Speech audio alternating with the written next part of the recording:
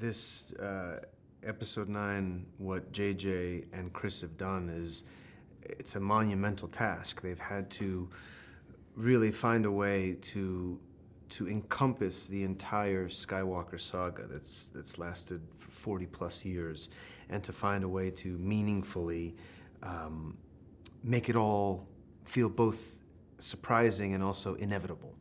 And I think that's exactly what they've done.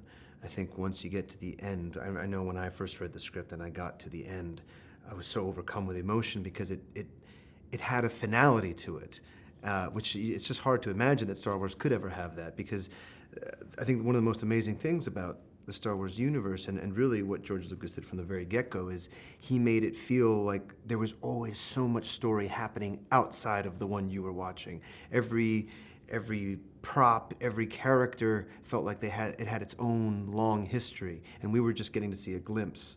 By starting with Episode 4 originally, already you're starting in media res, you're starting in the middle of the story, and so people could just pour their imagination into, well, what was happening before? Who is this person? Where did this person come from?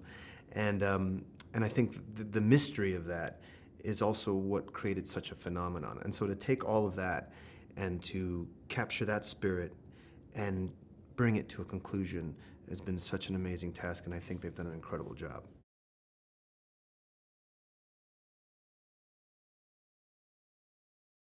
My first day on set was in the Millennium Falcon next to Jonas as Chewbacca, and then these crazy new aliens in there, and JJ just screaming all sorts of stuff at me to do this and do that, and it just there's just an energy to it. And also the thing that JJ brings is he brings so much fun. Lots of music in between takes. He'll beatbox randomly onto a microphone.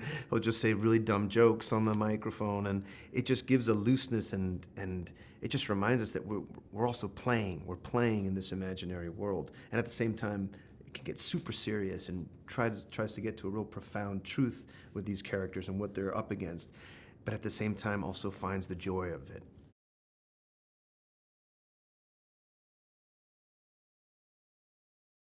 What's been great about Daisy's Rey has been seeing the growth throughout these 3 films.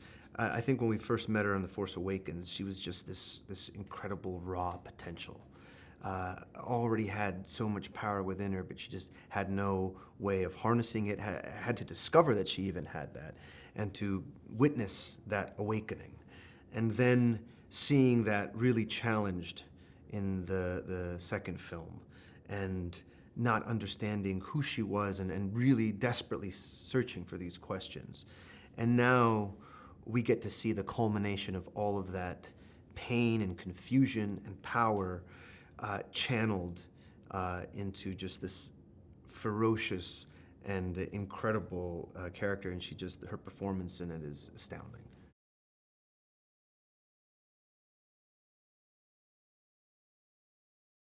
I think the other thing with John is, and the exciting thing about Episode 9 is that this was a real chance for us to really work together. Thankfully, JJ and Chris Terrio were like, all right, we've kept them far apart enough. Let's put these guys together. And so we really get a chance to interact and to have fun, and then also to get into fights together. The tension really escalates between us the way that it does with people that are so close. And I think through that, my friendship with him just, got deeper and deeper, and I think you really see that come across in the movie.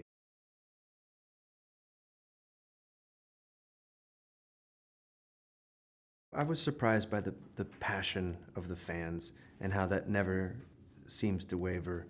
That, you come to things like Celebration or D23 or Comic-Con, and just how much it means to people over the years, and how that is also passed on to their kids, and just the lineage and the history of the whole thing. And I'm also surprised that to feel like I am a real part of that lineage and that history as well, and that it's not just these 3 movies, but that it has been this long, beautiful arc over these last 40 plus years.